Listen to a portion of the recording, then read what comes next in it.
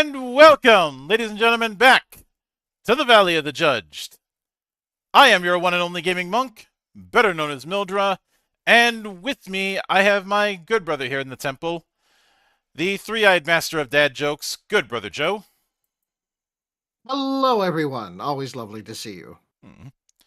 Uh, Sizer will not be in tonight because he is currently doing whatever it is he's doing at the reggae/ska party at Gen Con. Uh, I will go to Gen Con one of these days. Um, Someday.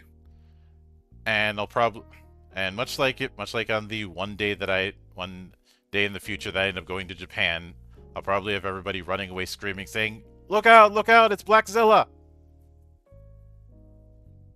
Really? Yeah. Uh, Although in the case if I ever go to Japan, I'll probably end up saying, "For the last time, I'm not a damn oni." I mean, you don't have a horn, so.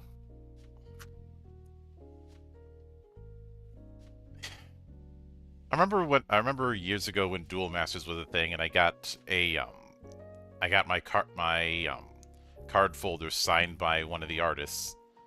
He drew a sketch of an oni. Even back then, it was taller than most.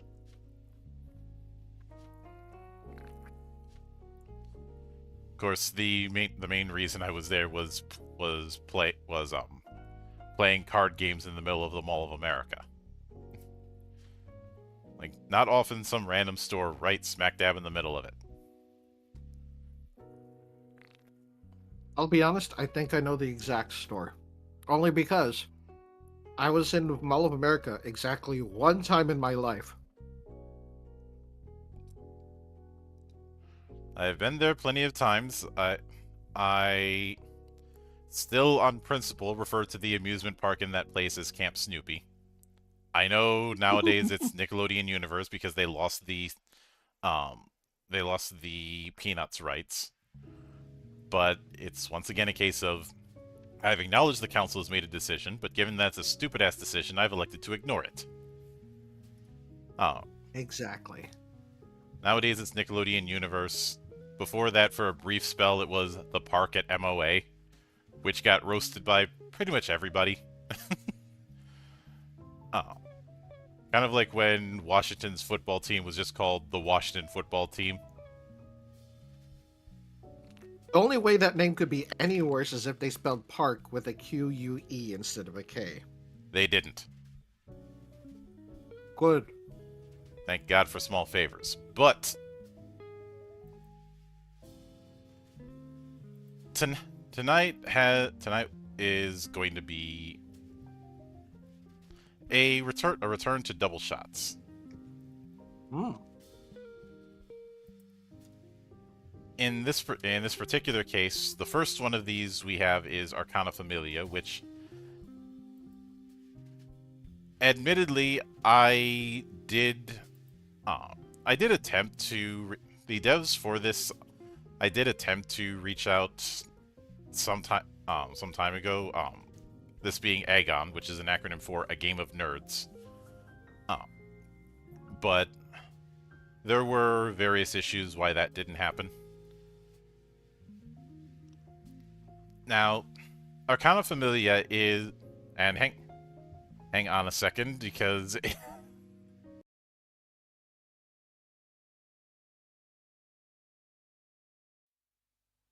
Wasn't the wrong mic. They can hear us, right? yeah, I was on the unnecessary live screen. Mm. Whoops. But with Arcana Familia, it is very much leaning into cyberpunk, though this feels like it's leaning more into cyberpunk circa the OVA bubble in anime in the 80s and 90s. Mm-hmm. Now, we unfortunately do not have bookmarks. We do have an index. So it's about 115 pages, and some parts of it we're not going to be delving into, and some parts we're going to be going into a bit more brief than others. But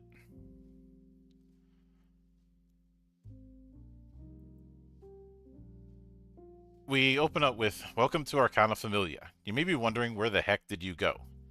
The world you find yourself in is in some ways similar to ours, but totally different for many others. An Earth in an unspecified future, daughter of cyberpunk and 80s aesthetica, but steeped in mystery, esotericism, and supernatural elements. This introduction will Necessarily open. in that order. Mhm. Then they go into Sorry. what is role playing, which I don't think we need to read through that. Uh, Like I said, I'm always mhm. amused whenever people put that in their book. Yeah. Uh, I know why people do, and I don't blame them. Hell, I've done it, but it's I've seen some people say, why do we need to put the whole what is a role playing game in the books? Like every book is someone's first, Hmm. but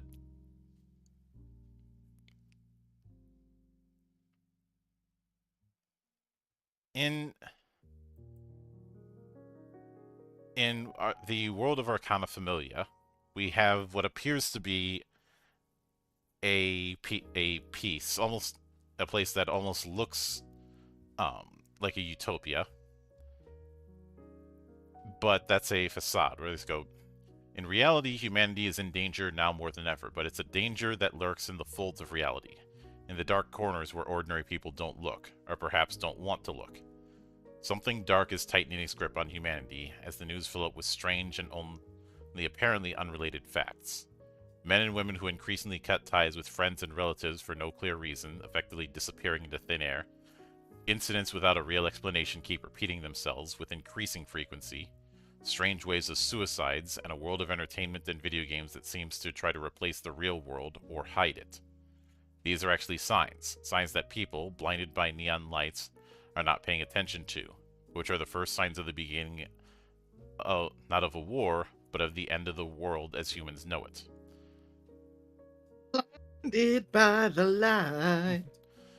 The Earth, in fact, has been entering for decades now, unbeknownst to most, into a terrible trap that has already imprisoned and consumed countless other worlds. Will this be one where the game will finally end, or will our world become yet another broken hope? There is still time, there are aces up our sleeve. But which of the many possible paths is the one that leads to salvation? In AF, players have two roles to play. On one hand, they play the lost children, the marginalized, the rebels, those who have seen the world for what it is and, in exchange for this knowledge, have received eternal slavery. On the other hand, they will play the alien part of creatures who, since before the creation of this world, have traded the destinies of entire civilizations, the Eos. In practice, each player will have their own character sheet, a human being bound by a pact called Exchange to an Eos, and another player's Eos sheet. The Game Master will choose which Eos to assign to which lost child. Once the combinations have been decided, Eos will get hold of the original names of the characters and decide how the lost children will be called from now on. This represents the moment in which the lost children distance themselves from the human world, of which they will never really be part of again, if not in appearance only. To fight the sense of isolation and despair deriving from this, in addition to the machinations of Eos, alchemists, summoned, and such more. Over a century ago, the first lost children founded the Arcana Familia, a sort of government organization that should gather all the lost children active in the world. The players will start as newcomers to the Arcana Familia, but what they will do with their lives will be entirely in their hands.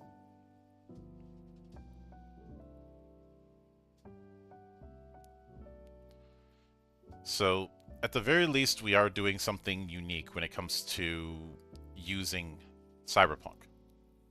Mhm.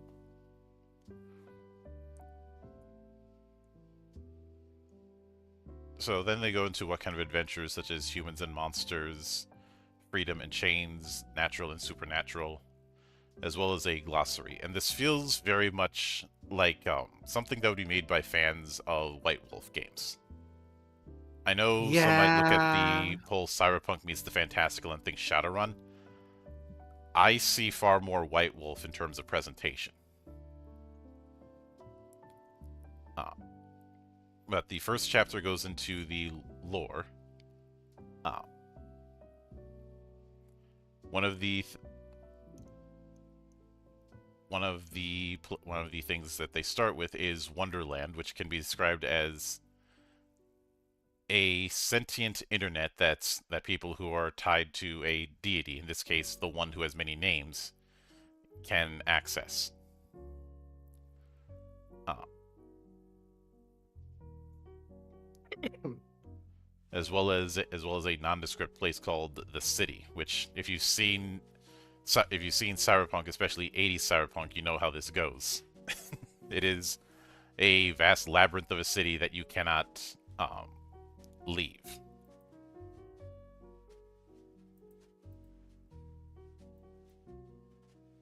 And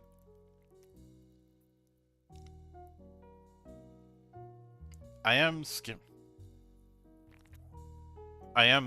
a few things, and there's a bit of a mix of art and CG, though there's definitely a lot of, and I don't like that this is the term, but that's the term that's used. Have you ever heard of what's known as bisexual lighting? No. Um, this is a lighting term that started to come up shortly after the first John Wick movie. And it refers Okay. to lighting that is a mixture of blue and pink. Ah, I see where the term comes from now. Mm-hmm. Some people try and misinterpret it for in bad actor kind of ways, Mhm. but that is It's it's very prominent in vaporwave. yes.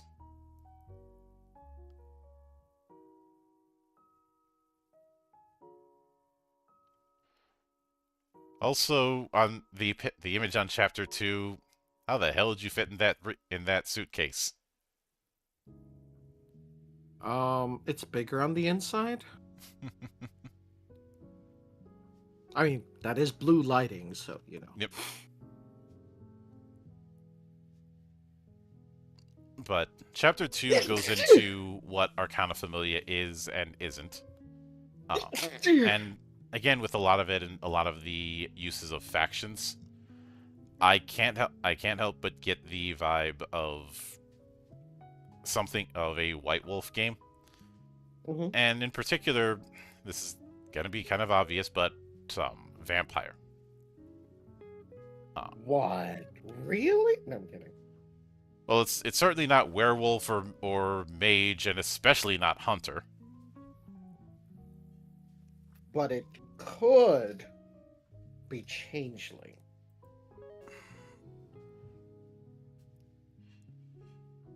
I am willing to go with that to a point.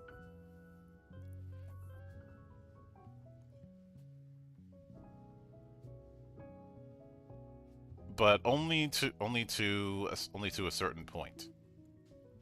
Uh, and hold on a minute, I had to blank out for a second.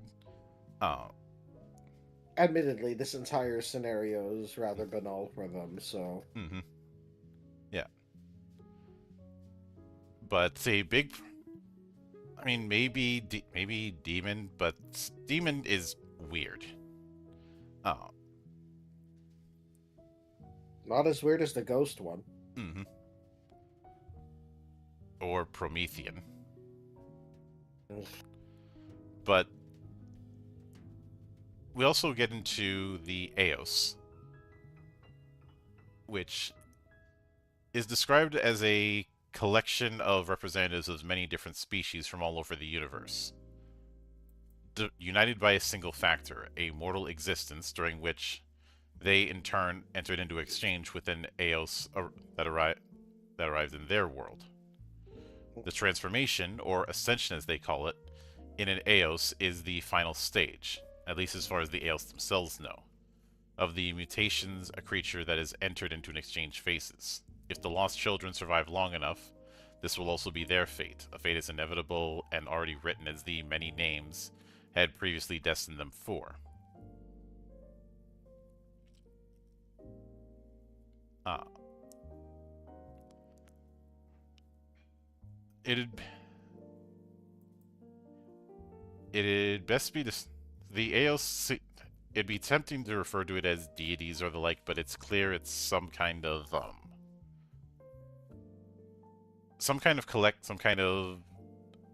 universal collective intelligence,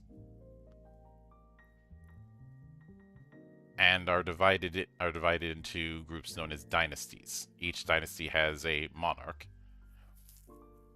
and that is where we get the good old factionalization that is common within White Wolf.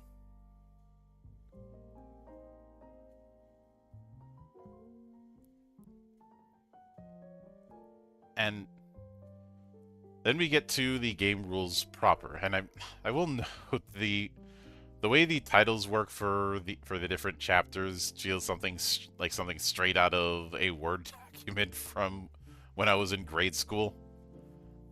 Oh Lord. Uh, like that particular effect is something I would have done a lot. Also, it is always interesting to see how people utilize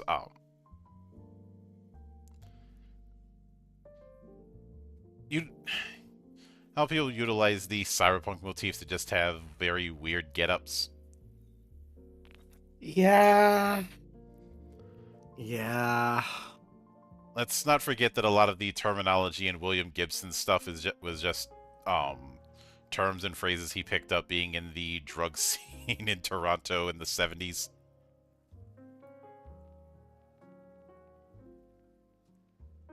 Yeah, all those cool nicknames and phrases and the like. That was just stuff that came from the mind of a tweaker. But I hear you too.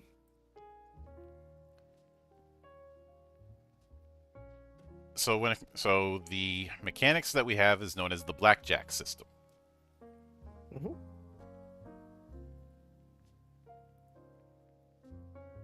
So once again, we're back to using a poker deck.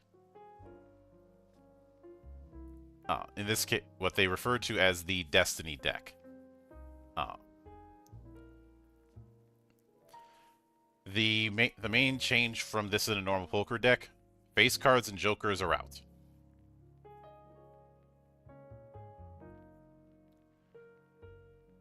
And this is on page 45. Yep.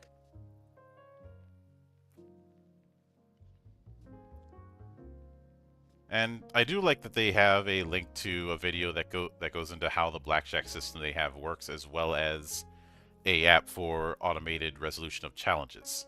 It's a nice touch. So first off, you declare basically which attributes and skills the player is using, and the GM declares the difficulty of the challenge.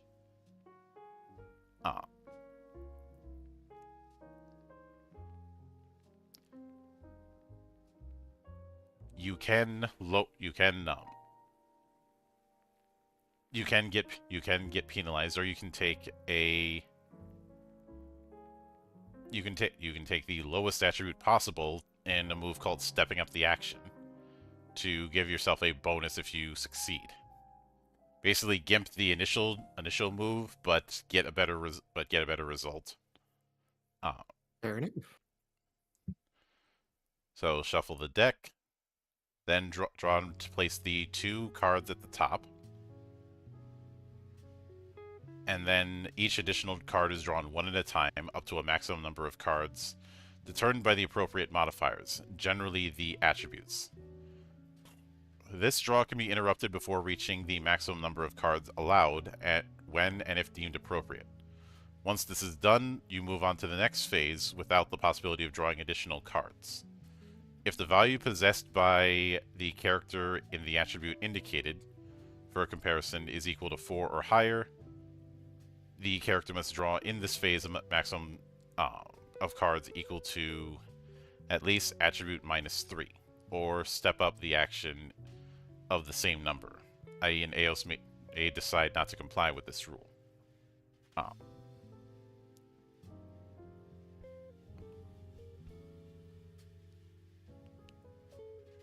Then you choose a number of revealed cards determined by the appropriate modifiers, generally skills and peculiarities, and remove them from the table.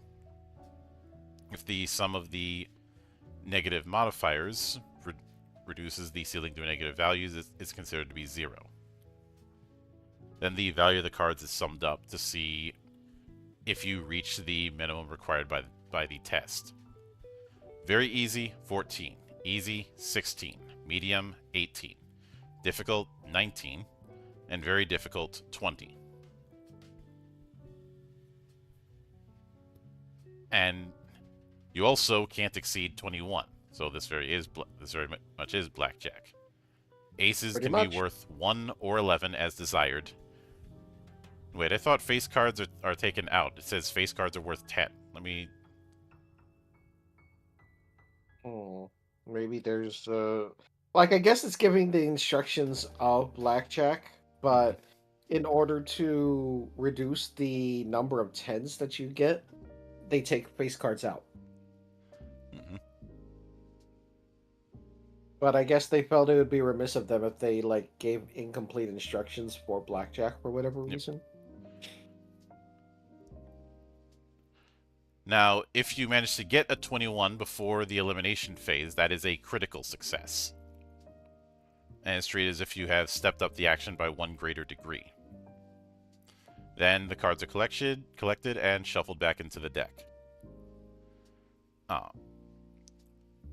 So it seems that the approach that you have is you draw a number of cards based on your attribute, you remove a number of cards based on your skill, and at the end of that, if it's above the difficulty but under 21, you pass.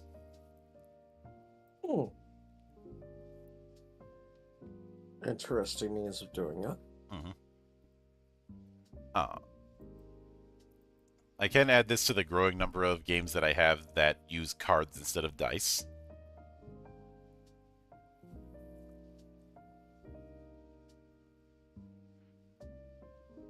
And opposing challenges is basically what you'd think. It's just that instead of a difficulty, it is about, okay, who's the closest to 21 without going over? In the case of a tie, whoever has the higher attribute wins. If that also ties, whoever has the higher skill wins. If that also ties, you both reveal the top card of your deck, and whoever had the higher value card wins. If that also ties, you repeat the draw again until somebody wins.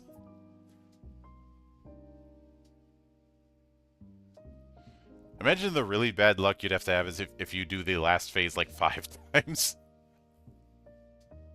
Oh dear lord.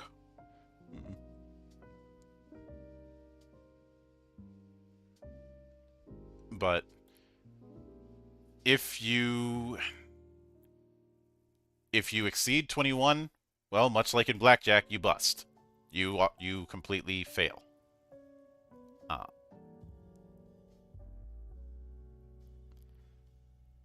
Now, during the declaration phase, you can declare to step up the action that you're taking. In this way, you reduce the attribute on which the challenge is based on by a value of your choice down to a minimum of 1. If the challenge is successful, the magnitude of the effects is increased proportionally. For example, for each point in which a conflict attack is stepped up, damage increases by 1, or if it hits a specific part of the body, the greater the value by which it was lowered, the more precise the hit. A stepped-up action must always apply its effect in its entirety. For example, in conflict, the damage inflicted must be applied in full without the possibility of moderating it. So because of the way this is set up, I get the feeling that stepping up the action to the point where the attribute is 1 is probably not a good idea.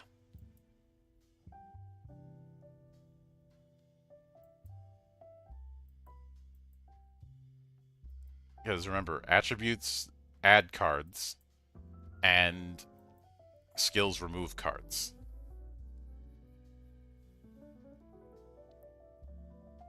And I know someone might say, why would you want to remove cards? Well, if you keep drawing up to your attribute and you're actually over 21, then these skills could provide a cushion. On the other hand, if your attribute is, say, 4, you don't have to draw 4 cards. So your skill is more of a parachute or an air brake.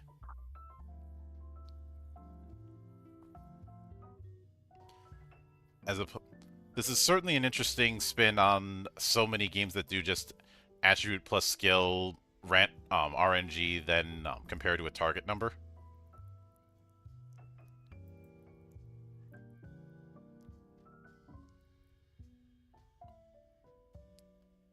But I think I'd have an easier time giving people the gist of this system rather than, say, what we saw with parcelings, where like I was able to make sense of what it was doing, but I could see how people might have some difficulties.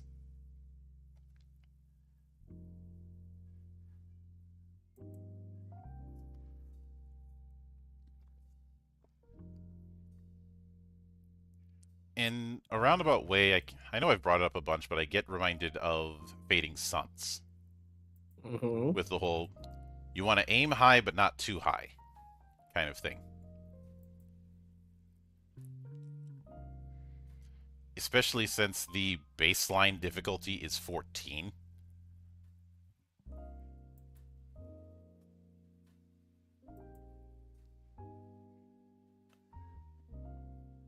That does mean that what you get that you can't just draw like 1 or 2 cards and that's the end of it.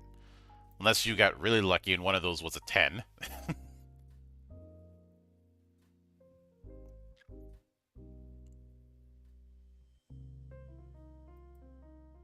But then we have character creation. So first off, Arcana Familia has a dual system, meaning you're going to be characterized by the Lost Child and the Eos, with which you've made the pact called the Exchange.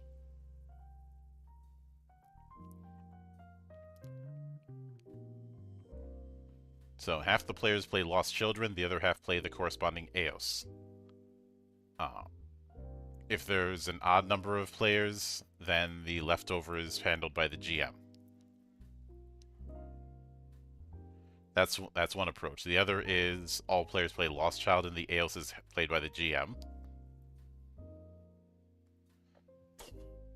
Or each person plays 2 characters. They do advise against that move, but it can be done.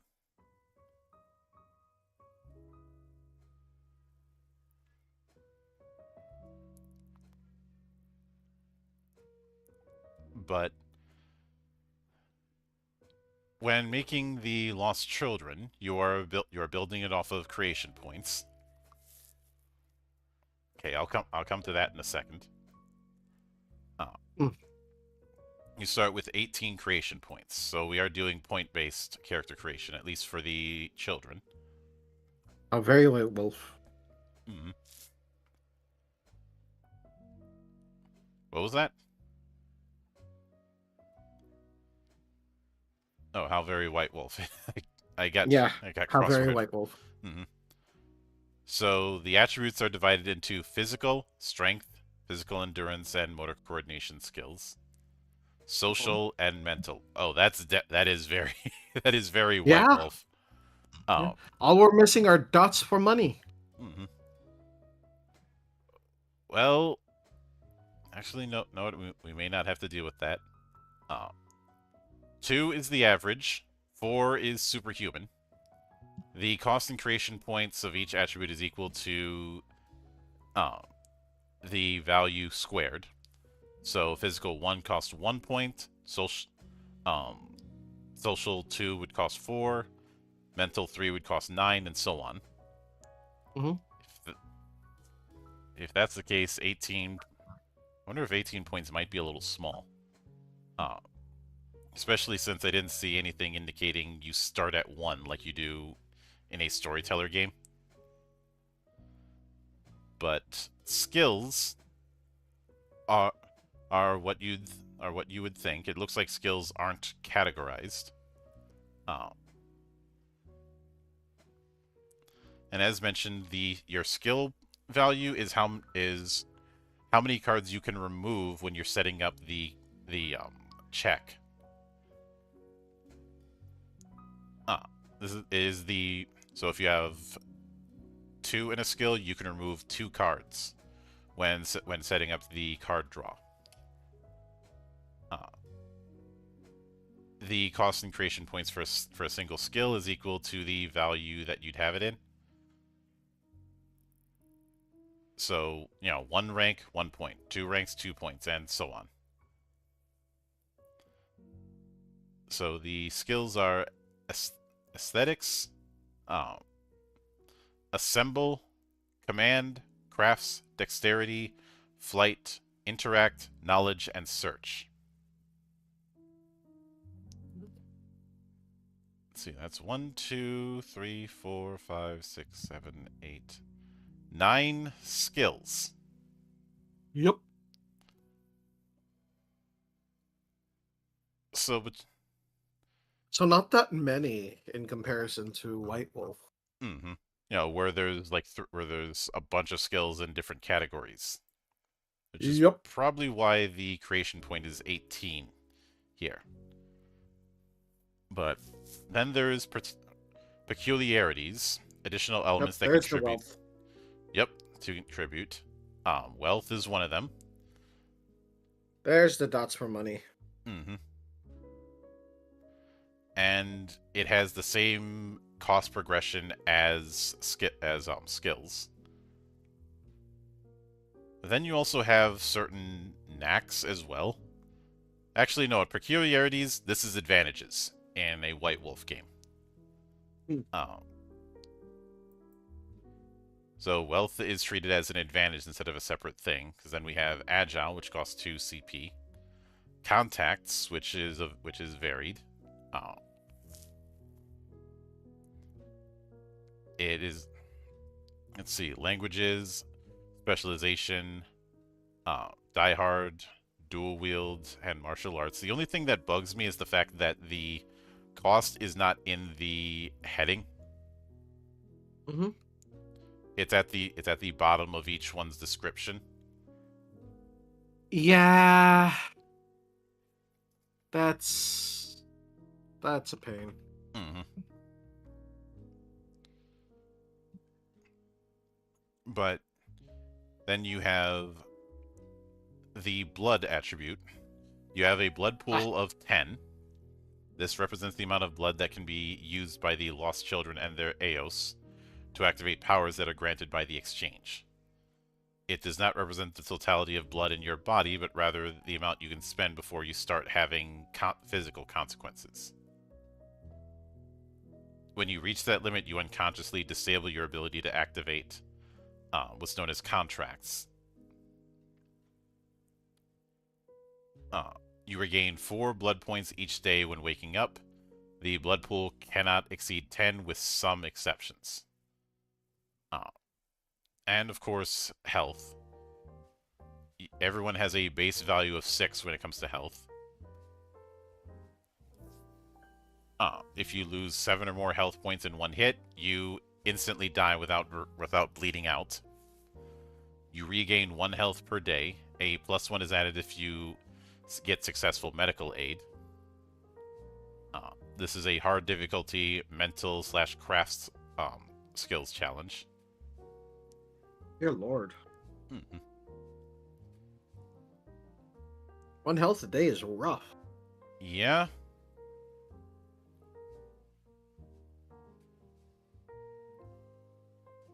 And let me see. Crap.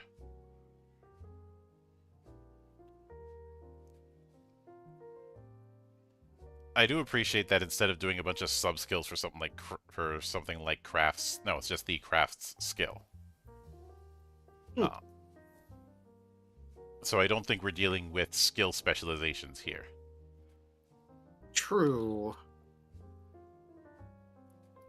But even with all of that, there's a part of me that feels like 18 points is a little small.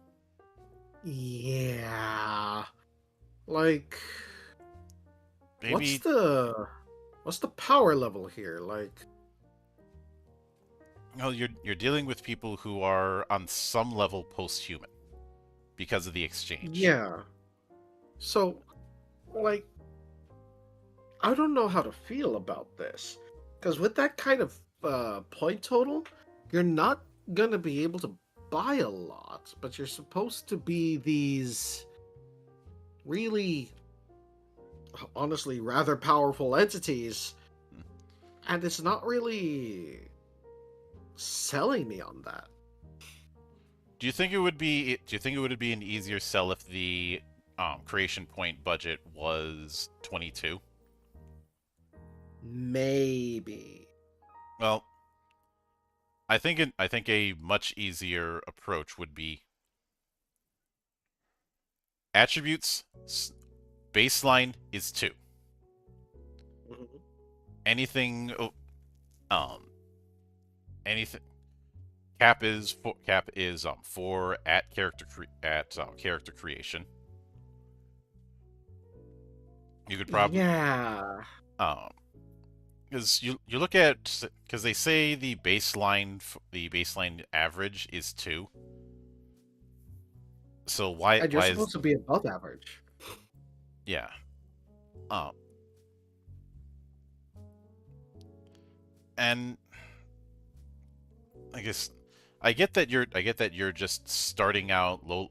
Even if you are post-human, you're at the bottom of the ladder. You're the equivalent of like a newly sired vampire.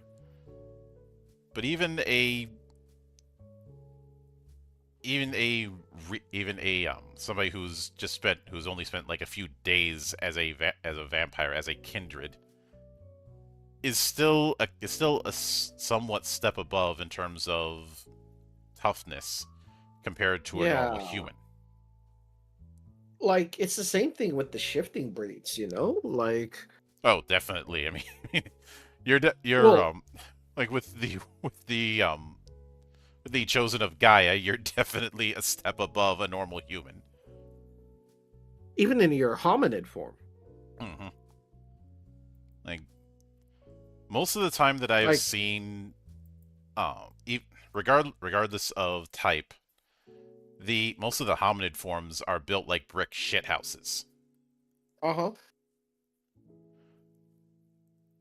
Some of them bigger brick shithouses, but brick shithouses nonetheless. And since this is channeling a lot of White Wolf attributes don't start at 0; they start at 1, and Yeah. it's assumed that 1 is the baseline. I think starting at 0 here was a mistake. Uh, Yeah. I think at the very At the least, very least, start it at one. yeah. If we're going to, like, make people not completely overpowered. Because if average is two, you'll still have the posthumans who are, like, below average in something. But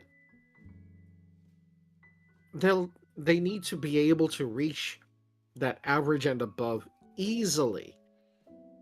Especially given the way the blackjack system works here.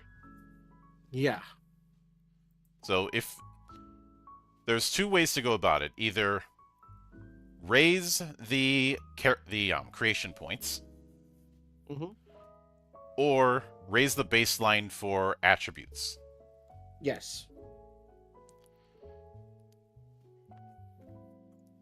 I'm fine with the cap being 4 because of how the blackjack system works here.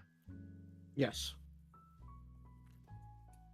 But but personally, if I'm running this, attributes all start at 1, 22 Yeah. 22 creation points. Skills all start at 0. Hmm. Um, and of course, same thing goes with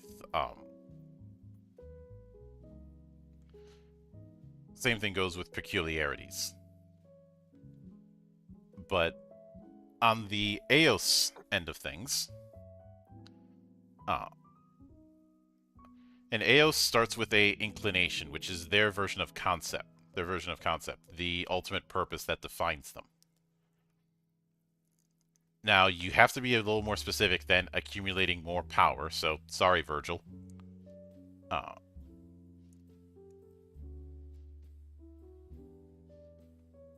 of course, then What the name heck your are those things? her She has pet. 2 golems on a leash. Mm-hmm. Uh, so your the dynasty you belong to, the concepts you affect, their status within Wonderland, the mass that they materialize into the world, and the contracts they can use and grant to the lost child they've had an exchange with. Uh, so Eos start with 20 creation points.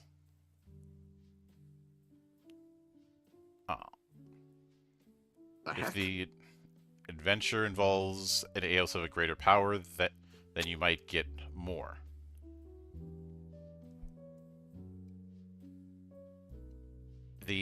Then of course there's the choice of dynasty. The Eos are associated with different dynasties present in the setting, in addition to being the starting point for inserting the character in the complex network of obligations, duties, and purposes of Wonderland.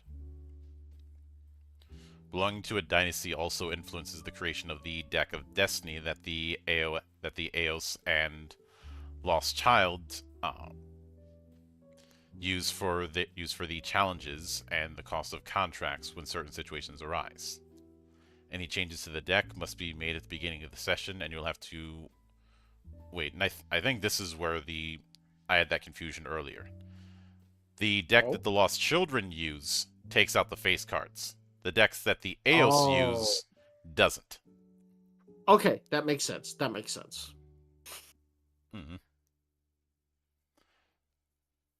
So it looks like your choice of destiny determines how many face cards you can put in. So the Sovereign Dynasty, you can put a number of face cards in equal to the value of your status minus 1. The blood cost of Okay. any contract is lowered by 1 when it's used to bend someone or something to your will. I'm going to assume contracts are like the legacy. Forget what was called in Vampire, but your particular abilities you got from your clan or just from being a kindred. I know what you're talking about. I also can't remember. Mm-hmm. Yeah, it talks about contracts in a couple more pages, so. Mm-hmm. But in that regard, Sovereign Dynasty. Now I'm really again of all the ones I keep thinking of, the one that comes to mind the most is Vampire. Sovereign, Yep. that is Ventru. You've Yeah. the cost is lowered when bending Yeah. someone or something to your will. That is Ventru. Um, That's very true. Devourer, where they have a lower cost when used to cause destruction. Gangrel. Eh. In all honesty, Devourer feels more along the lines of the one of the non-affiliated clans, like the ones that like actively work against the masquerade. The Shabbat. Yeah, the Sabbat. Yep. And if it's something like that, it's not Gangrel per se. There's another one that comes to um honestly, that feels very much like something that Samisi would do. Freaking flesh crafters. Um Yeah. But I'd also have to like stare really hard at the list of names because it's been a while since I did anything vampire. Mm-hmm. Um.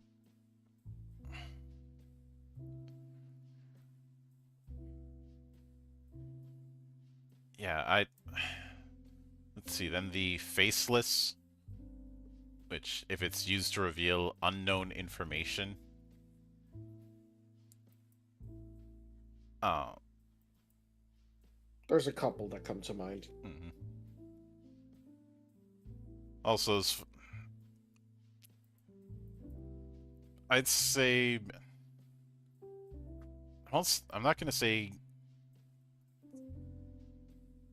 Let's see. I'm trying. Oh, Tremere maybe, especially given the bullshit that they pull. No, you're not wrong, but I hate the Tremere. Here's a number. Get to the back of the line. Everybody hates the Tremere. Hi, I like the Salubre. If you couldn't tell. Yeah. Um, and the Shaper Dynasty. This is definitely the. Oh yeah, Uh, that's definitely to me too. yep. Where the cost is reduced when used to permanently change the shape of something, not to do direct damage. Yeah, that's definitely to me too. Uh, and then Hermit, so no changes. You do. Oh, that's odd. Mm-mm. They don't And even call it hermit. Like, okay, I guess if you're a hermit, you're not part of a dynasty, but at the very least, say something there. yep. It just means you that a Eos who is a hermit would have the same kind of deck as a Lost Children. Uh, there are some other things to note, like with the faceless, you add a number of face cards equal to your status -1 and remove the same number of cards starting from those of lower number. So first the 2, then the 3, and so on. So So that's I don't So you're adding tens, but you're removing lower numbers. yes, I don't know how to feel about that. that could go either way, especially given the way the dice work. If not the dice, the deck. Um, Mm-hmm. because since you have that hard cap of 21, having too many tens could actually create a problem. Well, okay, so it increases the guarantee of a 20, right? Mm-hmm. Because you're removing the lower numbers, you're adding like three more tens, if or Mm-hmm. a number of tens. Uh, the downside is that without those lower numbers, it can be a little more difficult to get an 11 to add on to those tens. Mm-hmm. Yep.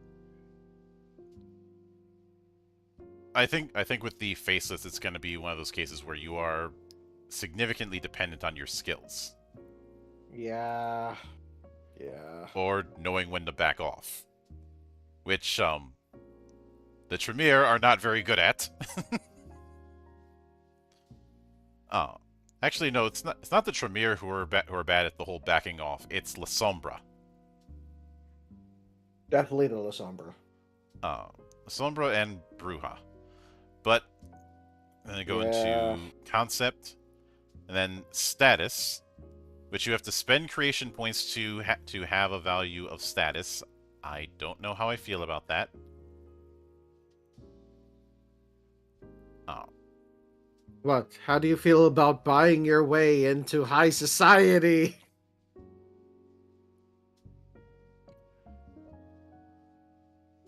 but It's a little too on the nose, I think. mhm.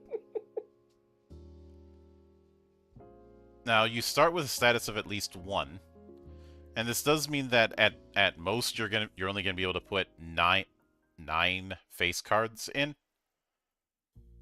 But Oh, poor baby. that does bring me the question of why status -1?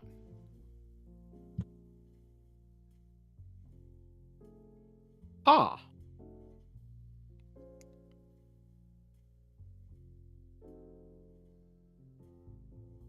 because that almost seems like a false choice kind of cost.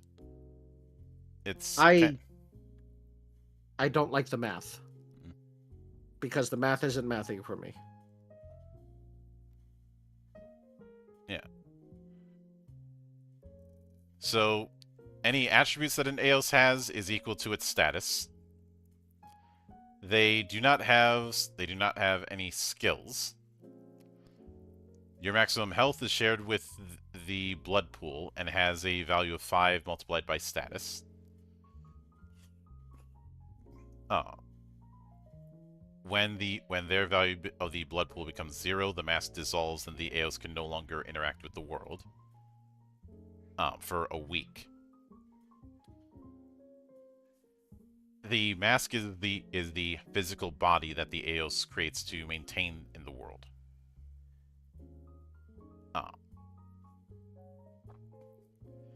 The mask can restore blood by draining the lost child's blood.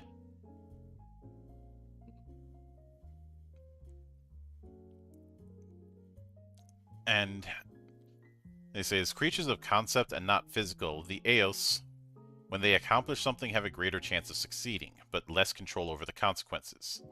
When an Eos would fail a challenge due to excess of potential, i.e. the total value exceeds 21, they succeed anyway. The consequences of this challenge, however, are disastrous for both allies and the situation in general. The more you exceed 21 and the more the challenge is stepped up, the more consequences will be serious and devastating.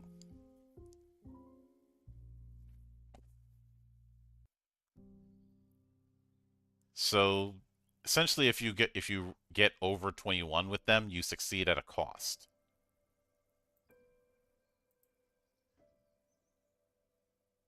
Which it's an interesting approach, I suppose. And creating the Eos is certainly simpler, but the fact that it is tied entirely to creation creation points like that, and the fact that I think the issue here is the only thing you're really spending on your creation points on is status, because your attributes are equal to status, you don't have skills, and your health and blood is 5 times your status. Ah. So let me see. Do you? Yeah, you don't get like peculiarities or anything like that. No. Uh, Mask can restore its blood pool by draining its lost child's pool. Yep. Ooh. Now you can spend them on contracts, and you can spend creation points on contracts. So I think that's where the real bulk is. But contracts are divided into minor tier, which costs 5 creation, and major, which costs 10. Dimensional telepathy is free. And after that, they have a list of contracts. We have animate, which is a major. This whole major and minor ability. This again, I keep coming back to vampire.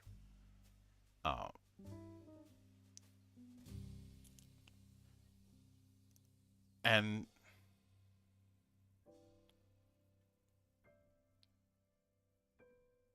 I see what they're trying to go for with these.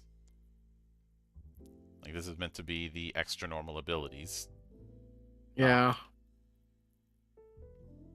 But I think the problem they have with both Lost Children character creation and Eos character creation is the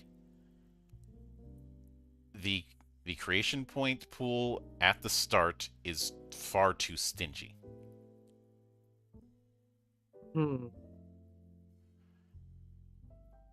I wish I understood why. Uh, like I'm guessing the idea is to reinforce a very violent tone, but at the same time you're a post-human. Yeah. Like, unless you're everyone is like of the like, and when I say everyone, I mean like the entire world is of the same power level, because I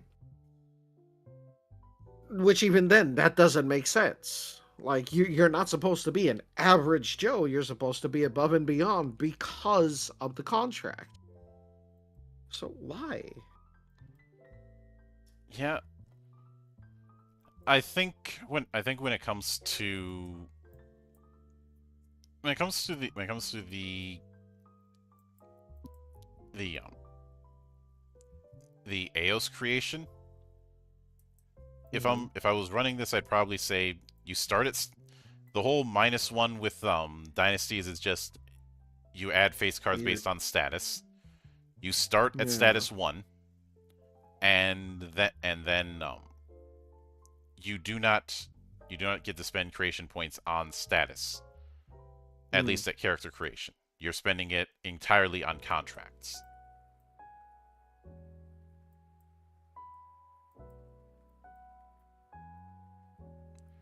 Probably, I mean, uh, maybe at most status 2 at the start, and only being able to spend points on it after character creation.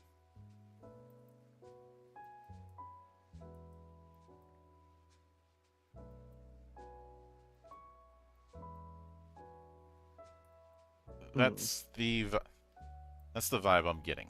But then they have meta contracts, uh,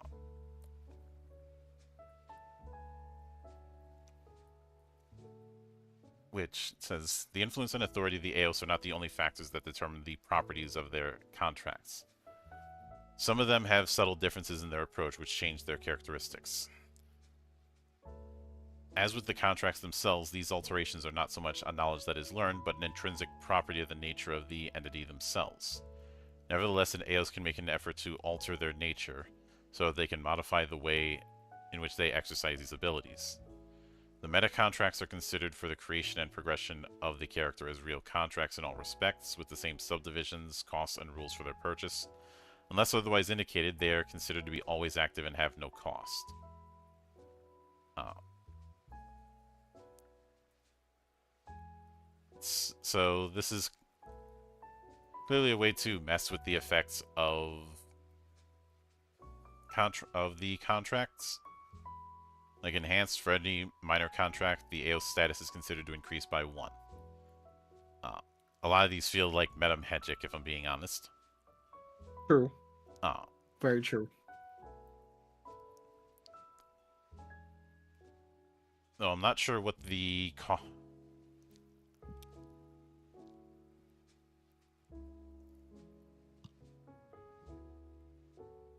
Also, you remember what I said about peculiarities having the cost at the bottom?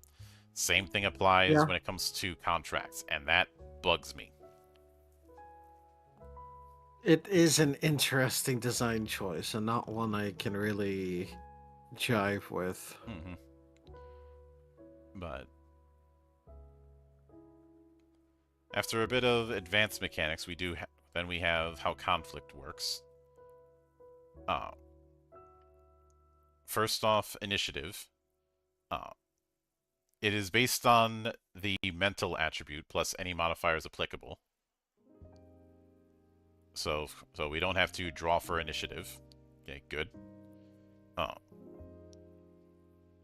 you have your total turn, which you can perform one of the moves that is described. Uh, Hmm. and of course, attacking is one of them. Attacking is an opposed challenge, physical and fight.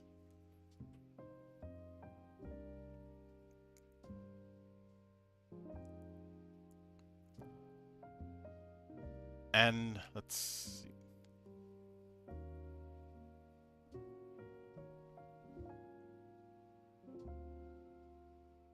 Though it doesn't say.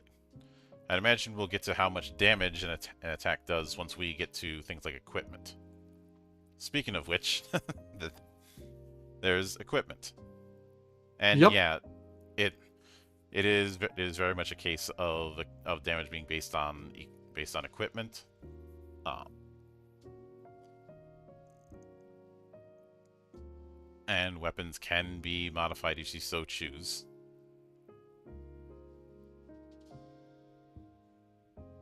Aw, I'm not allowed to conceal my bare hands? Darn. Uh,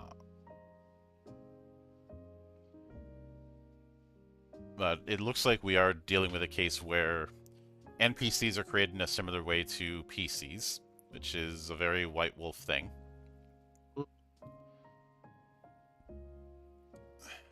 And I know I skimmed over a lot on the lore end of things, but that's because there's a lot to things. But I think the vibe that I have is that there's certainly plenty to like with this system.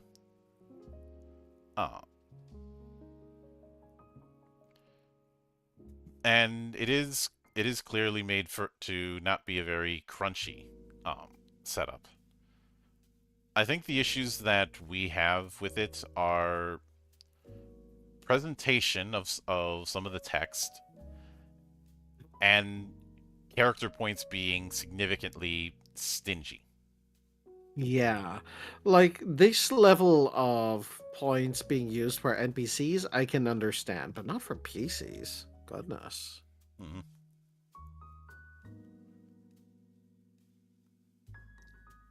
And I didn't see.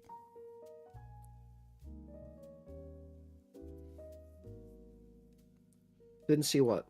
I didn't see how much what the cost changes if you were to apply meta contracts.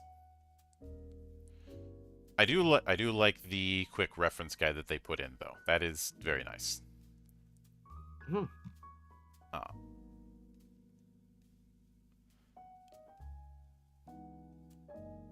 but even with that. And in the interest of full disclosure, if you look at the Lost Child entries, yes, you'll see my name. I was one of the backers for this. Uh,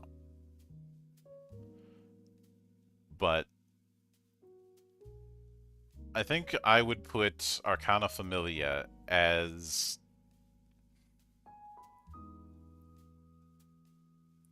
playable. Like once you get past the initial hurdle of a bit of some odd choices in the character creation part and the presentation thing, those are the two real asterisks I put in.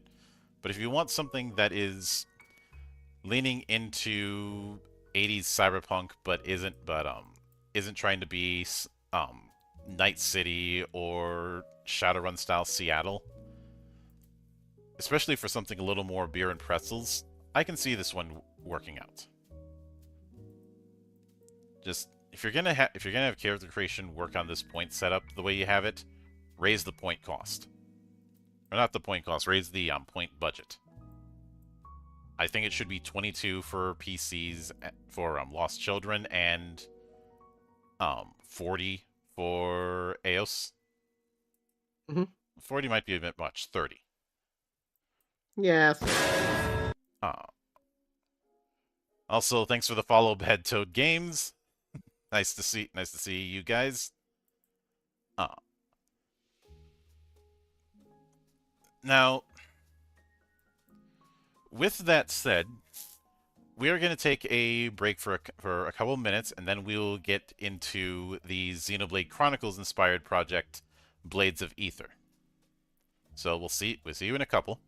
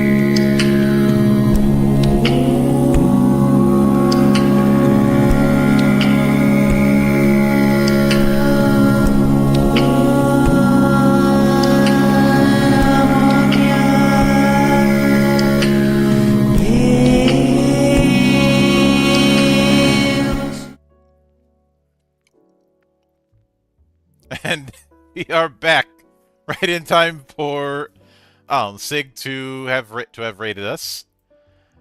Hey, Sig. Said rating and running hasn't been a great night.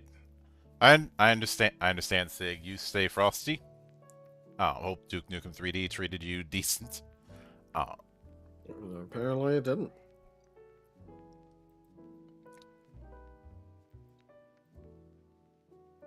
But yeah, for Blades of Ether, obviously, you know, just looking at the very nice cover art we have. Gee, I wonder who these two are legally distinct versions of.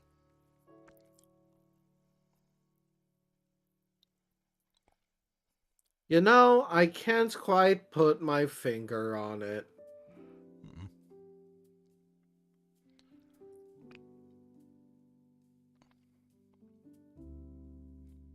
I know, it's those two cover art characters from Skies of Arcadia, obviously. Oh. Yeah, that's a deep cut, isn't it? Oh yeah. So I will note we do have we do have a proper table. We do have a proper set of bookmarks on this one. I think this will be a bit of an easier run because it is single column and not double column.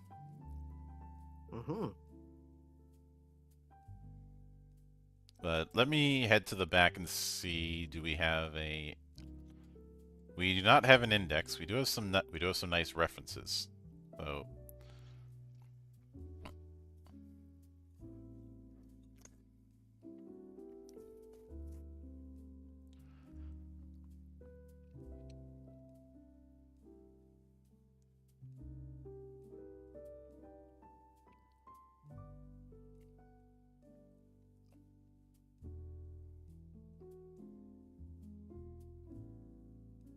Let's see.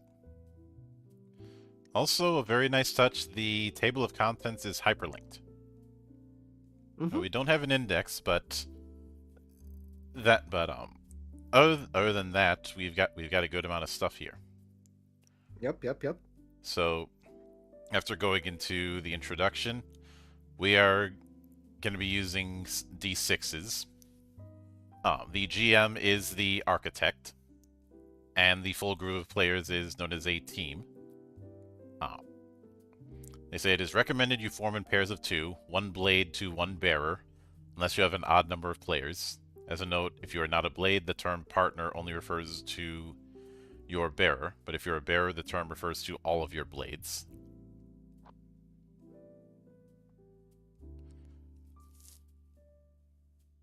So then it goes into what blades and bearers are.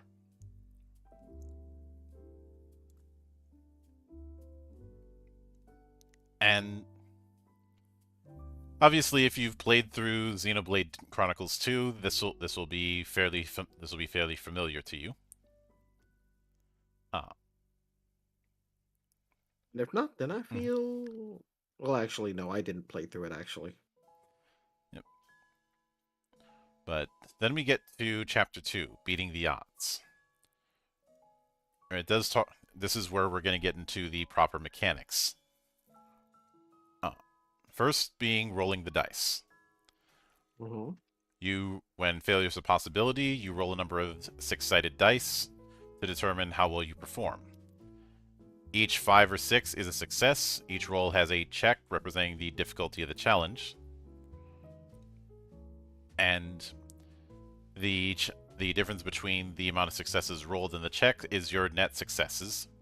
So this will be very familiar to people who have played Shadowrun. When an action rolls 1 success greater than the check, it is a near hit. The action succeeds, but there is a complication. So a yes, but. 0 successes, or meeting the check, is a near miss. You fail, but you get some kind of benefit. So a no, but. That's certainly a nice touch. Most tasks will have a check of 0, meaning they only need 1 success. Some might require more or have an opposed setup.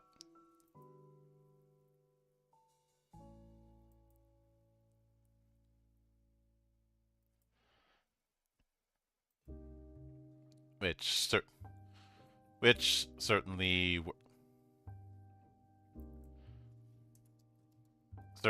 works.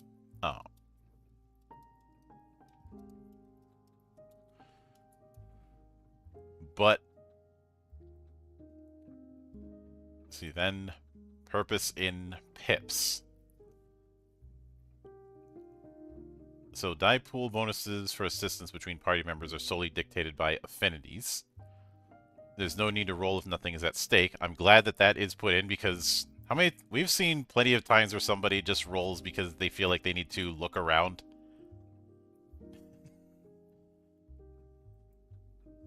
You know, those kind of checks. I.e. the primary reason why I put in the no spot checks thing in Legend Edition. Yep.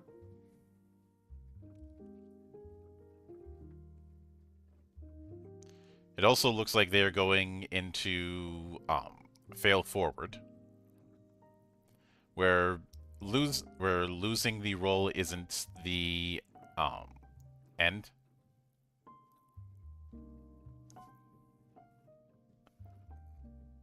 But when you form a dice pool, you're going to be using a attribute first.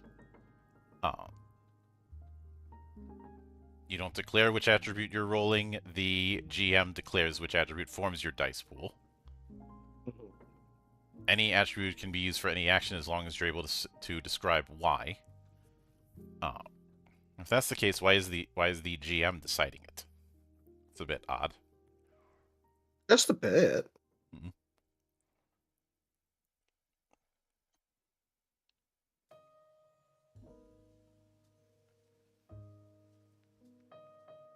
unless it's supposed to be some sort of offer counter-offer thing, which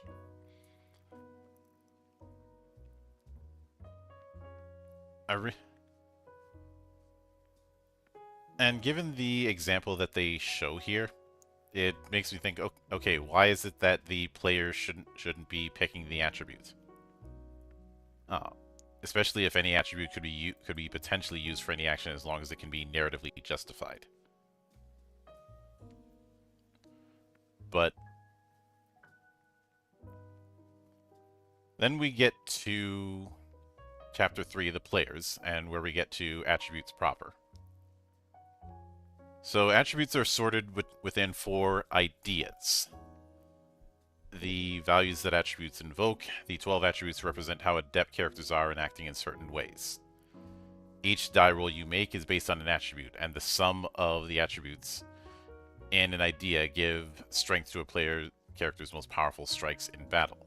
The ideas and their attributes are bravery, which has might, willpower, and calculation.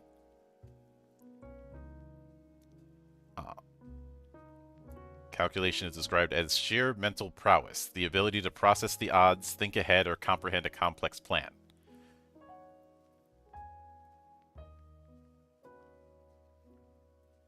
Alright. Then truth, which is divided into gut, experience, and knowledge. And I know they put in a thing of practice makes perfect. No, perfect practice makes perfect.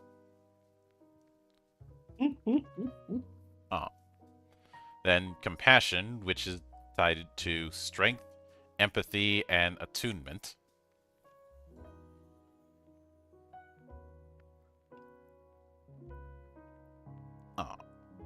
And the fourth one is justice, which is tied to swiftness, improvisation, and passion. The value of an idea is the sum of the 3 attributes that make it up. All attributes start at 1 and can be raised all the way to 12 over the course of your journey.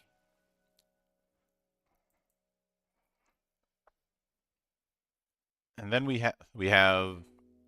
Oh, first off, let me see if it had mentioned... No, it didn't mention how many attributes you... if you get attribute points at the start. You have 3 forms of attack when it comes to combat. Basic attacks, arts, and special attacks. Basic attacks can be performed at any time. You have 3, each combatant has 3 unique arts, which can only be used every few turns and can be customized with additional damage and special effects. Special attacks can only be performed with special dice accumulated by dealing damage, and can be combined in series with higher level specials to deal more damage. You also have 4 traits, 2 of which are derived from your attributes. Your base attack range, which starts at 1, i.e. how far your range. Your HP, which is willpower plus stamina plus 4. Initiative, which is either improvisation plus gut or calculation plus experience, whichever combination is higher. And I say bearers start with a movement of 3, blades start with a movement of 1.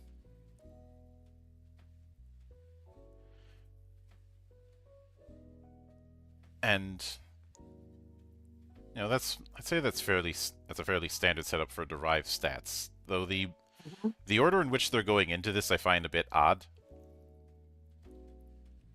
Just a bit. But you also pick every player character has at least 1 elemental affinity.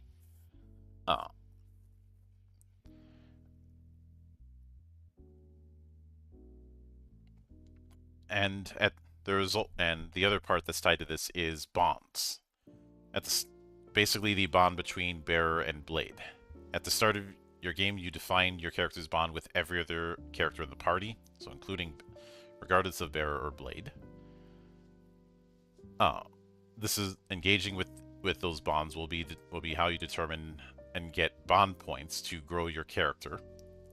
At the end of each session, the GM will grant BP for playing your bonds, as well as allowing you to change them if your relationship has grown. So this is essentially the relationship effect.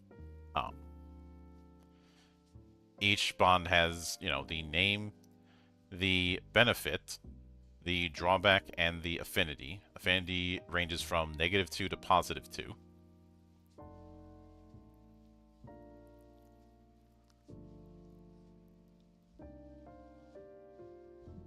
A positive number means you're closer than normal, and a negative number means your relationship is currently rocky. Okay. Now, affinity is increased or decreased at the GM's decision. Uh,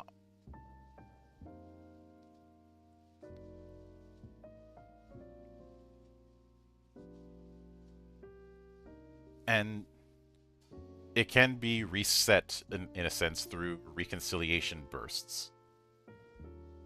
And they do give a... Which... Yes, I know. They do give a few example bonds.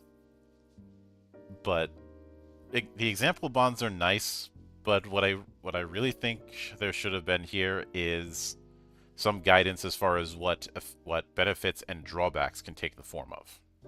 Yeah, though I do appreciate the fact that it's not just like friends and lovers and coworkers. There's also I hate their guts and rival, Mm-hmm. as well as the really awkward unrequited love. Yep. Mm. But gameplay is divided into combats, sessions, and arcs. So that's your three pretty standard amounts of time. Mm-hmm. And of course, they just couldn't help themselves by heading in. I'm really feeling it. Once per arc before rolling initiative, you may declare yourself exceptionally motivated for combat. Describe why, then add the most relevant attribute to your initiative dice pool, which can be a second instance of any of the 4 attributes used in base initiative calculation, and start combat with a free special die showing a 6.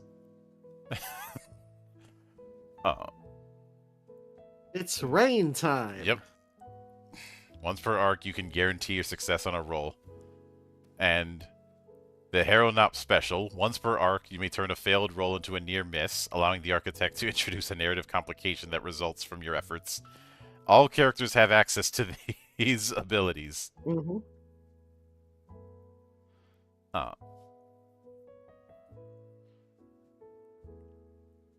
See, it then goes into weapons. And I do like that instead of trying to do a weapon list, which Xenoblade has always has had some standard weapons and some more unorthodox weapons. Instead, a weapon and its properties are represented by arts tags and fighting style rather than actual statistics or mechanics. Mm-hmm. I am perfectly fine with that. Lord knows I do something similar.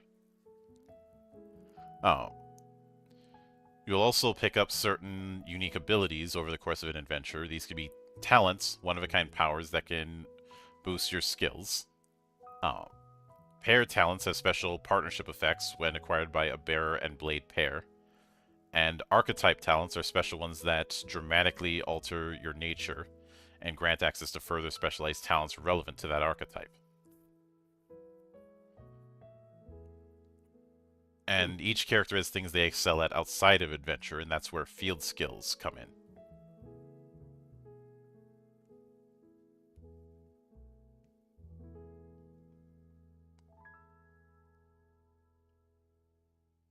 But they do give a few examples of field skills, which is nice.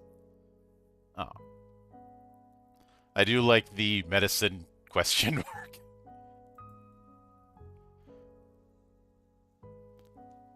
Knowledge of ethically dubious tinctures, questionable potions, and experimental theories you haven't been able to test. I'm guessing that's a reference to a character. Yeah. Plus it's just a bit, it's fun. And we have the same thing with quote-unquote cooking, quote-unquote skill with quote-unquote all forms of cooking and food preparation. Ah, so the difference between regular cooking and British cooking. Dang.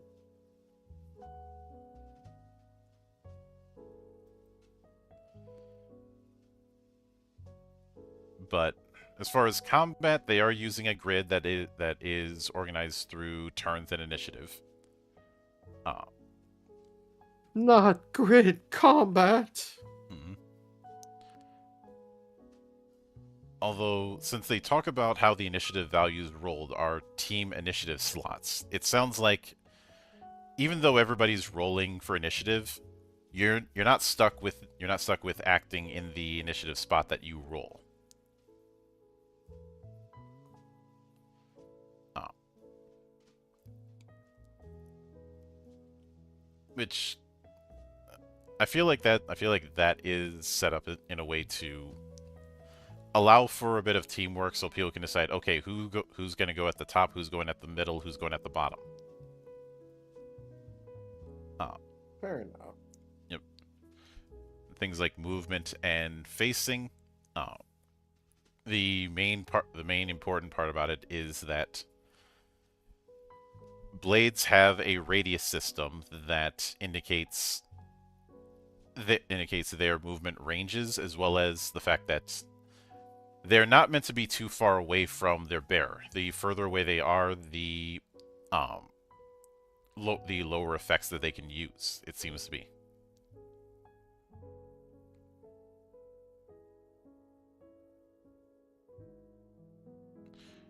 Though that radius can increase. Hmm. Let's see. As far as damage, it is based on net successes. Self-explanatory. We've already covered that. Um, Mhm. Arts are signature moves. You can customize your 3 arts using tags, giving them new properties. Each of your 3 arts has a cooldown, which is the amount of turns it takes for that art to be available again. By default, an art's cooldown is 6, though this can be reduced with the cooldown 1 art tag. Certain elemental effects and talents can also decrease cooldown speed temporarily. Uh, and I think you it's implied that you're supposed to be tracking cooldowns using a die, which is probably why it's a baseline of 6. Mhm. When you begin combat, one of your arts is ready, one has a cooldown die with 2 turns remaining, and one with 4 turns remaining.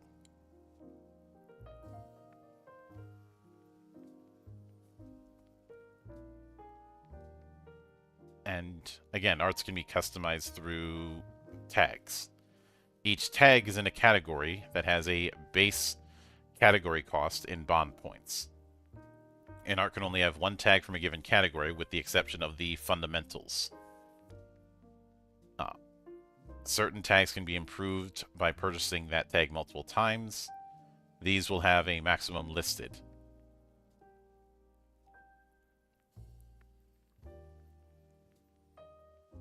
And I guess you could consider the art tags this thing's equivalent to. I won't say equivalent of meta magic because it's not giving a temporary modifier at a cost.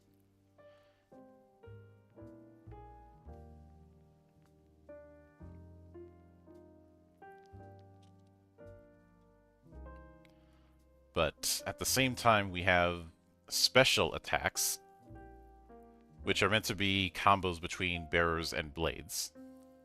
Mhm. Teams earn 1 special point on each turn that they deal damage with a basic attack or art. These points are tracked with special dice, a pool of up to 3 dice that stores up to 18 points. Upon receiving a special point, place a die showing a 1 on the special dice tracker. 5 or more points raises it from 1 to 6, and 1 the, one more you place another die, and so on until you get up to 18. Anything over 18 is lost. A full die allows for a first level special attack. So The special attacks here is basically a team-based super meter, much like the shared MP pool in Skies of Arcadia. Made the joke, and now I regret. No, I'm kidding. Oh, though there are, it's clear that that the special die setup is meant for at least three, not at least three, but if you have multiple team parties, then it can change how it's set up. Uh, in other words, if there's less folk, it can change how the die are consumed. But as far as HP, it works exactly how you think it does, though a blade can pay their own HP to restore HP to their bearer. If you do this, it does cost 1 additional HP that doesn't go to them.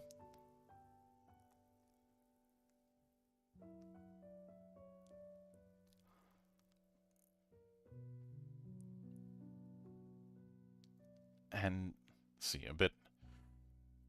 Okay, it's only in Chapter 5 that they actually get into character creation, which I'm noticing this pattern with both this game and the last game we covered, where they introduce terms way too early. Yeah. Yeah. Like, they should not have gone to we went into some of the player-facing terms, then go into combat, and now go into character creation. I don't think that's a good idea. It really isn't. Oh. But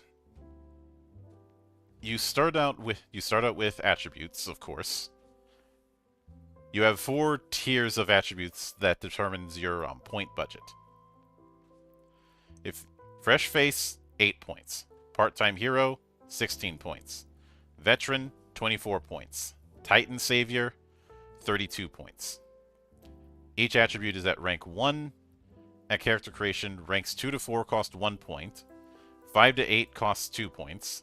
9 to 12 costs 3. And 12 is a hard cap.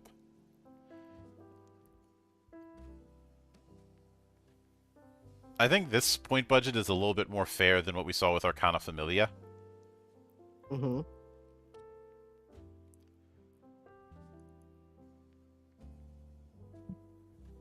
Let's see, It also gives us a clearer picture of what our power scaling should be. Mm-hmm. Yep.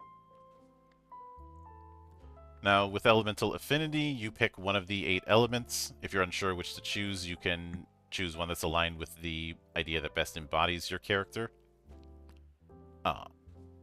Though they do have elemental pairs that tie to the 4 truths. If you're stuck. Now, then of course the 4 traits, which we did cover earlier. Then your field skills, which, depending on the 4 tiers we mentioned before, that determines how many field skills you have. 2 for Fresh Face and 5 for Titan Savior.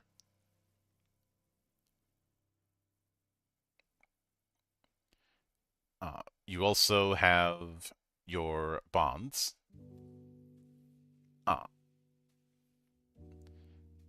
Though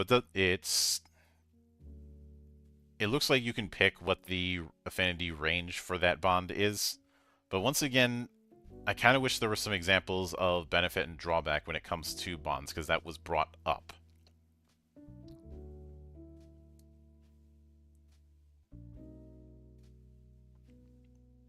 But you also pick out your 3 arts. You get a free potency +1 tag to each of your 3 arts. And depending on tier, you get to add additional tags to those arts. So for Fresh Face, each art gets 2 tags with no more than 1 per category, whereas Titan Savior gets 8 tags with no more than 3 per category.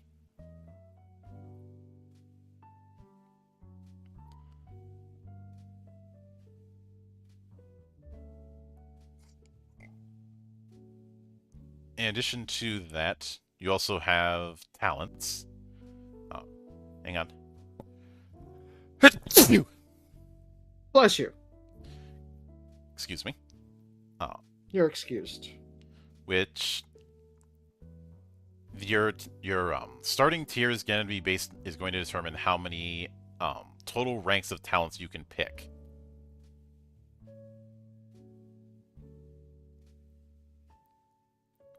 And there is a letter grade for talents, but it's less of how potent the talent is and more about how often you can use it. Whether if it's once per arc, once per session, or once per combat. You would just put A, S, or C in the box. Mm-hmm.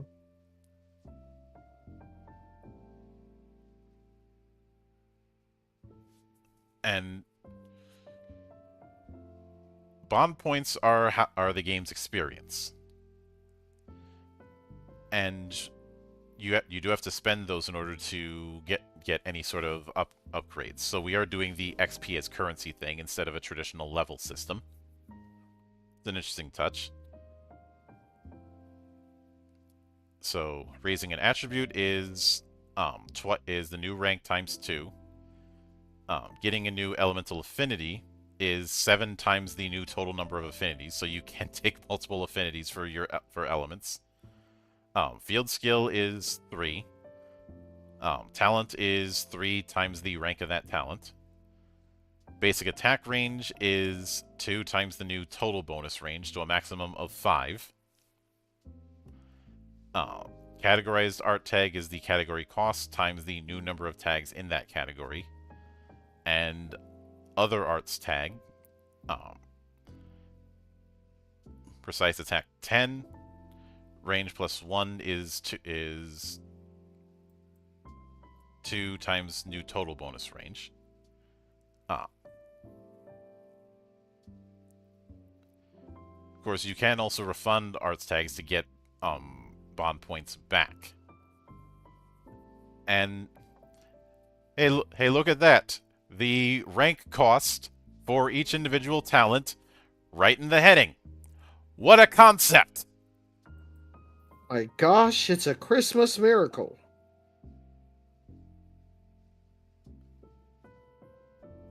And like I said, each talent costs a certain number of bond points based on the rank.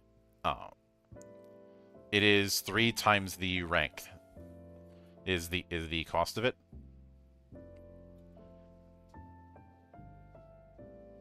And we have talents organized into categories, something I always like.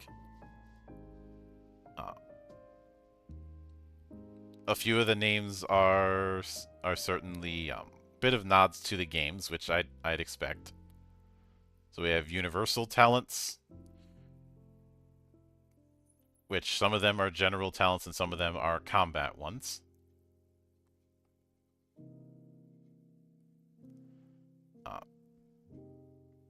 Then bearer talents. So these are bearer exclusive ones, and once again divided into general and combat.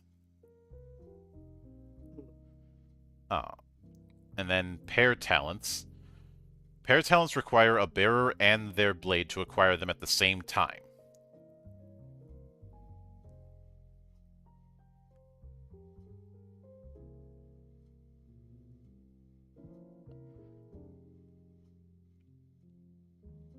And some of these are a case of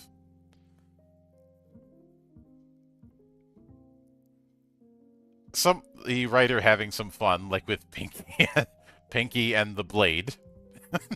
Oh lord.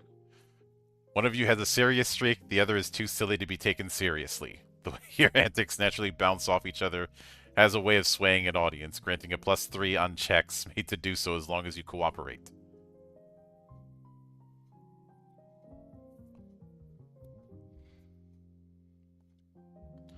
And then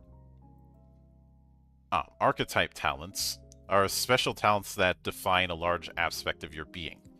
You can only take one of these, and only at character creation or following an exceptional event. Each archetype allows you to take certain additional talents that can be bought at any time.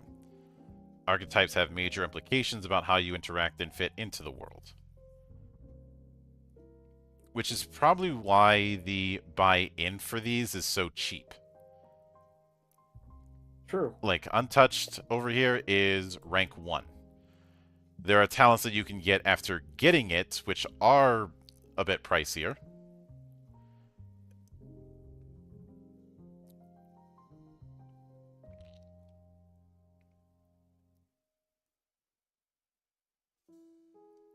And there are ones for bearer and blade, though it looks like there's as well as ones for pairs.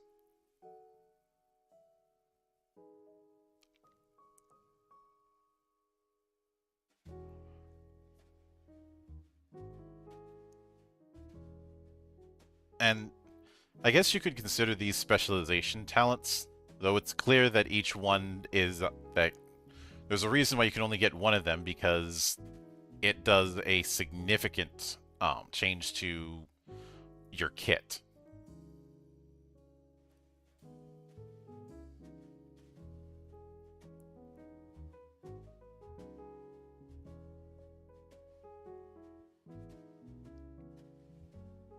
But after a bit of stuff on the setting and on the GM side of things, which a lot of that I'm going to be skimming a bit, though they do have some suggestions on creating enemies.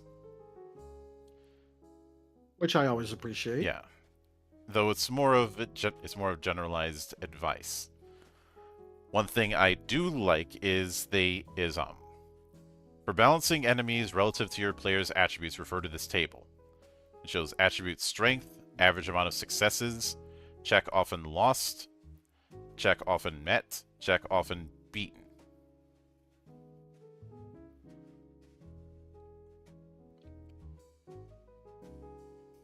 It is a nice way to scale scale attributes.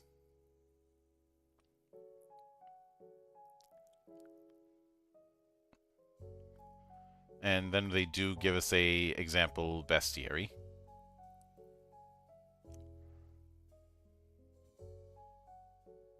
Though, when it comes to the attacks part, I feel like I skipped that. Let me... So,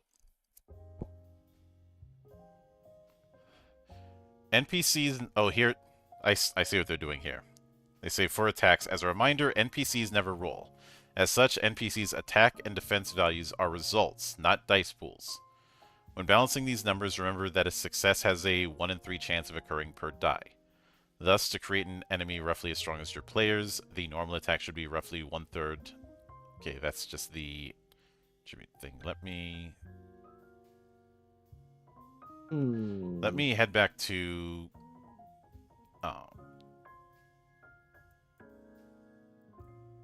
combat. So attacking and defending. That's for PCs, so that's not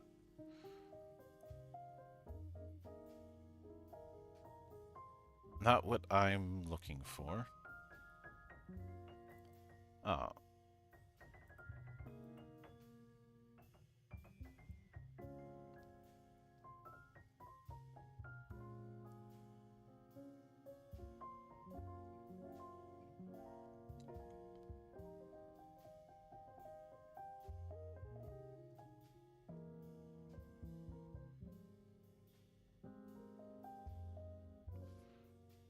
So, what I'm trying to figure out is how the whole attacks part works.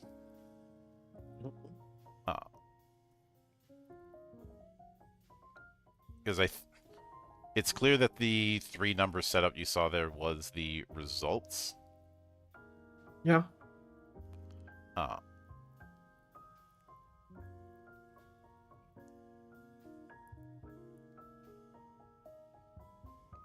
So let me...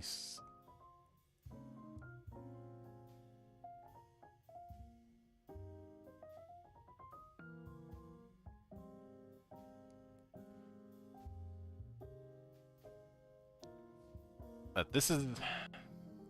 I see what it's trying to do, but it's going at it a bit odd, because the core the core um, way rolls work is 5s and 6s are successes.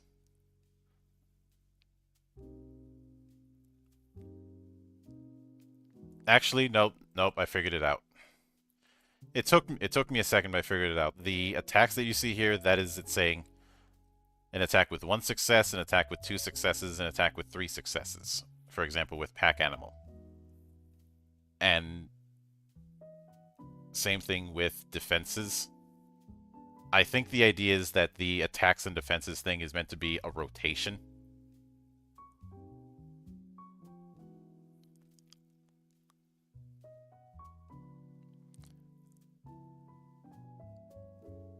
I get what it's trying to do. It just it took me a bit of time.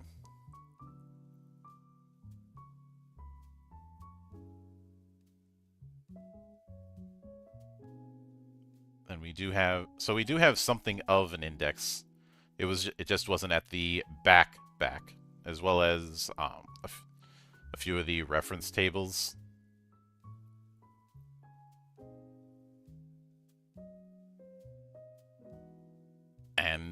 And a lot of cheat sheet.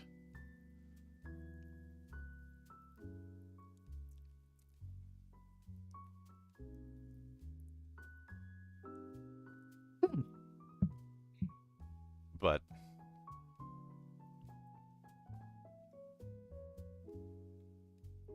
so given that, I'd say with Blades of Ether, honestly, this one I'd be willing to go with recommended.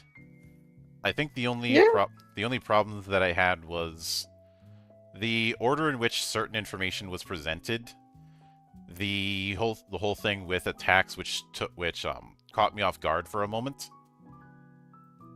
But everything else is pretty solid, though you are going to be doing a bit of work. Just a bit. Both when it comes to the way arts work.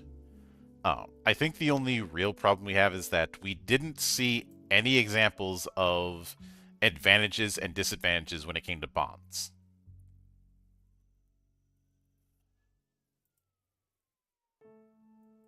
And if it's meant to be something freeform, okay, fine, but give me something. True. True. I know I make this reference a lot. Oh.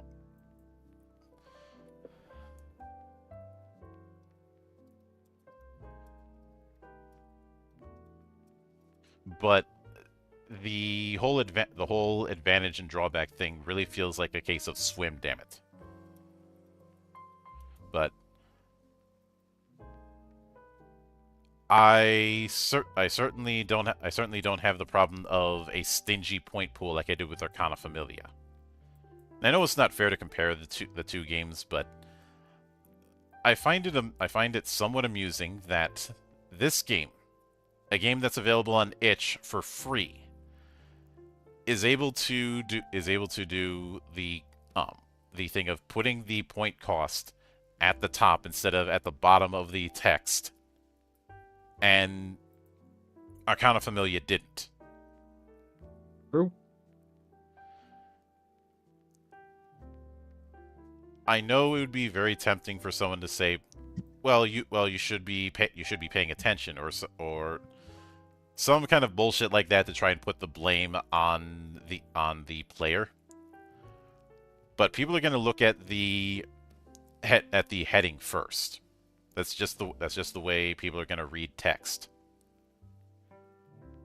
So so having that info so they understand how much they're spending is going to be important.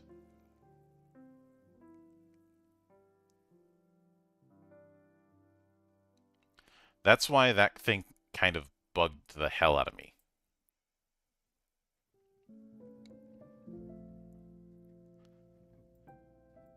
And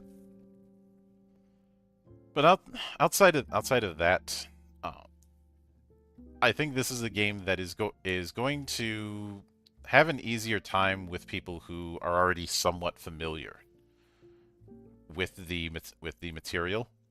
I mean, the I skimmed it, but the lore section does a decent job. And for a free fan game, you do have to grade on a curve, which is Fair why enough. Blades of Ether I'd be willing to go with a recommended, but not a strongly recommended.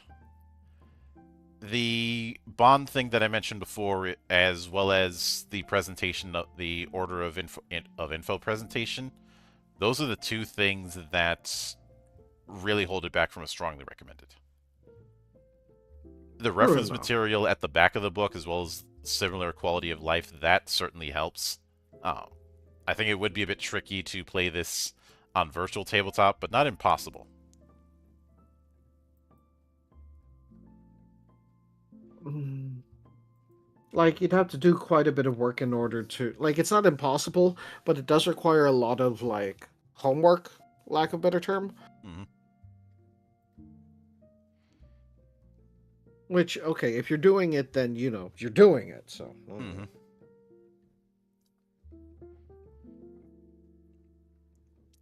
Which that I can certainly get.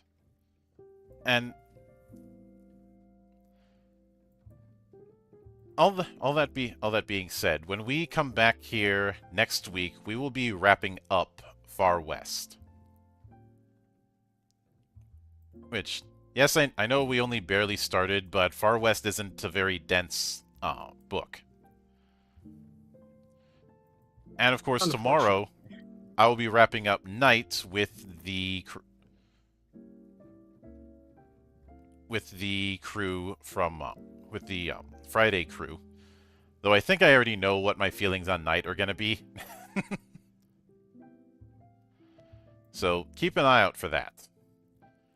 But until then, on behalf of the good brothers present and not present, my name is Mildra.